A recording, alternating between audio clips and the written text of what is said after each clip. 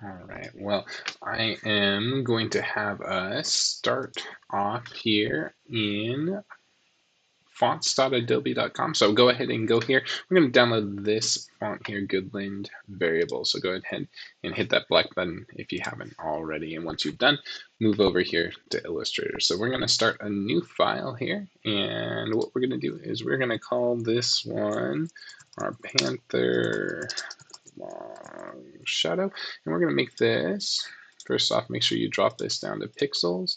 And we're going to make this one about 1,000 by 1,000 and be nice and square palette for us to work on. Okay, so when this loads, we're going to be working here with the text tool. Now, typically you can click and you can drag and that'll put in that block of text, but that's not what we want. We want, there we go, just to click once, and we are going to type in our mascot here, so Panthers. And so I'm going to click off of this, so I'm going back to my select tool, that's shortcut V. But if you're in the type tool, don't be hitting that shortcut because it's going to end up just kind of making things, well, it's just going to add a V there, so not very helpful. Okay, so our font here, we're going to change this to that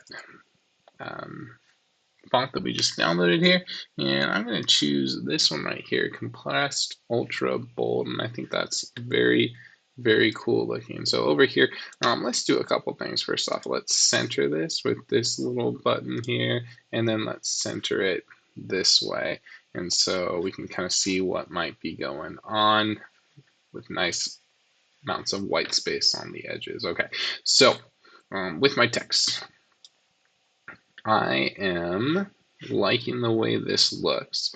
I'm going to do a couple things. First off, I want to be able to use our Panther blue. And I went online and I was able to track down our style guide here. And so if we look really close at this, we can see our hex code here is 3A72B6. So 3A72B6, and that's what we're going to do here. We're going to create a new swatch here. And so we have 3A72B6, and there we go, South Medford Blue. I have that as a swatch here, so just know that that'll be the one that I'll be using here. Okay, so we got this all kind of set up. What we're going to end up doing is we're going to end up making our little drop shadow here. And in order to do that, I'm going to need 2 instances of this text. And we're just going to kind of blend between them. So in order to do this, I want it to kind of line up really nice. And the way I want it to drop down is kind of at the angle here that this P is moving at. So what I'm going to do is I'm going to grab this. I'm actually going to grab a line segment. If you notice, I can kind of snap it here to the anchor at the side. And I'm going to kind of click and drag, and right up here, you'll notice that it gives me some information. It tells me my X value where it is, my Y value where it is, the width and the height, and then right here it gives me my angle of rotation for this particular line. And so that's what I'm interested in. It's about 80 degrees. Don't need that line anymore. I can erase it.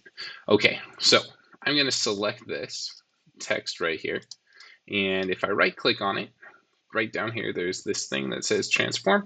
What we're going to do is we are going to move this, and it has a nice little preview here. If that's not checked, to go ahead and check it. It'll kind of show you where that's moving. What we want to do is we want to actually move it in that direction of our actual text. So what we're going to do is we're going to do this. I want to kind of preview this, and that looks like a decent amount of space. So let's go ahead and we'll copy this, and so now I have 2 instances of it. So I got the one on the top and then this one on the bottom. Now I want this to kind of fade into the other one, and so what I'm going to do is I'm going to make this nice and light here on the bottom. So I'm going to change it to white. It looks like there's nothing going on there, but there are two instances here. Okay, so I'm going to select both of those, right? So if I'm clicked off of them, I'm going to click and drag. I've got those two meatballed right there. And I'm going to go up here and I'm going to go to object. And what we're going to do is we're going to blend these two together. And so I'm going to click make. And it looks kind of interesting. It looks like there's just a shadow, but in doing so, check it out. Like those line up perfectly. And so I think we're on to something here. But not quite what I wanted because I want a little bit more, um, a few more things to go on. And so I'm going to go back here and then this time I'm going to go to blend options and it says smooth color, but we're going to change this to specified step. And I think we want like 3 of those. What does that look like? Maybe 2. We'll try it out here at 2. That looks pretty cool. And we'll say okay. All right, so there we go. That's looking pretty awesome. I've got my 2 pieces of text. And if I zoom out, that's looking pretty good. Maybe I scale this up. So it's already kind of centered here in the middle. Now, when I am scaling something, I do not want to distort my text. Please do not do that. The fonts are made the way they are for a reason. So hold down Shift and scale this up. That way we get something that looks very nice and clean. Okay, so I've got this all selected. What I'm going to do is I'm going to highlight this, and with my Alt key pressed down, I'm going to click and drag above this blend to make another instance of this. Now the reason for this is because I would like for the top of this to be white, and then we'll outline this in our nice Panther blue here. So I'm going to select this, and if I hit stroke, let's go see if we can just apply that blue and kind of see what happens. And it looks kind of cool. It looks kind of clean, except for right here, it looks like there's some interesting stuff going on with the way that the E and the R and all of that is overlapping here. So it's not quite what I want. So I want to introduce one new panel for us right here, and it's called the appearance panel. So I'm going to select my text here, and I'm going to go up here to my window, and I'm going to open up this right here. So it's a appearance panel here. Okay, so what I am going to do is let's go ahead and we're just going to kind of turn this back to off. And we're going to end up adding our stroke over here in my appearance panel. And so I've got 2 options here. I could add a fill here, that's the solid one, and I've got a stroke. And so that's the one I'm going to do. And it looks exactly the same, right? If I change it to blue, it looks exactly the same. But within this, I can layer some different things here. So the first thing I can do is I can change this back to white. And well, it doesn't look like anything happened, but this is a brand new instance of this. And just like my layers, I can actually stack my layers here. And so I'm going to actually move my stroke down below this fill and kind of see what happens. That looks pretty good. Maybe I increase it a little. That looks even better. And I think that is looking absolutely wonderful. Now, that looks great. I will say it does bother me down here that that kind of overlaps there. So let's see if we can kind of fix that. I'm going to go back to the bottom part of here, and I'm going to add a stroke here as well. So let's see here. We want a stroke of white for the bottom one. And I think we made that stroke 4. Let's double check. Yes, we made it 4. And then let's do this one. Let's add a stroke of blue and make this one 4 as well. And so that looks like it's a nice little transition there. We've got that nice shadow. And so we got a nice little fade there. And I can always come back here and select my blend. I'll go back up to object. I go to blend. Let's go to blend options. And maybe I try another little step there and see if that looks okay. Let's do 4. That way there's 5 instances of it. Looks great. And the other thing that's cool about this is all live text. I can go back and change it, but beware that when I change one of these, so like for instance, this top one, it is only, I put a dash in there, it is only that top layer.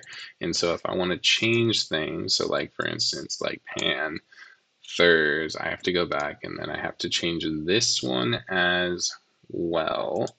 And so you'd have to put a dash there, and things can get kind of messy kind of fast. So just be aware that you're going to have to edit more than one thing here if you're changing your text there. So that looks cool. Now, the second thing that we can do is we can actually do some fun stuff with the color. So we don't have to just use the white, even though the white looks pretty awesome.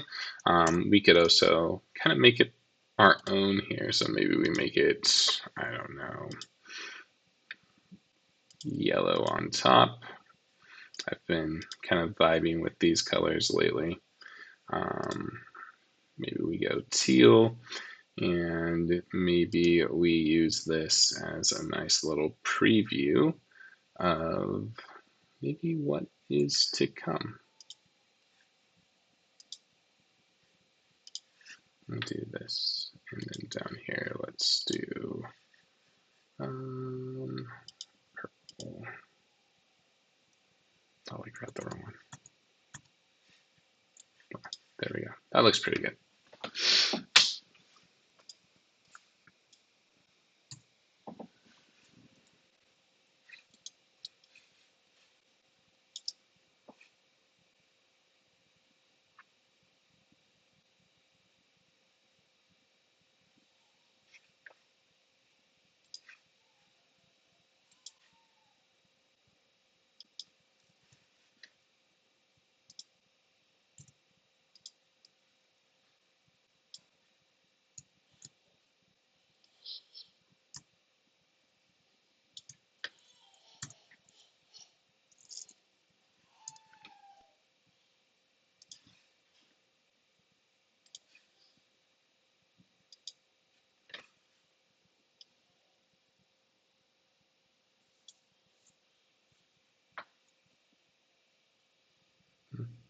Wild looking.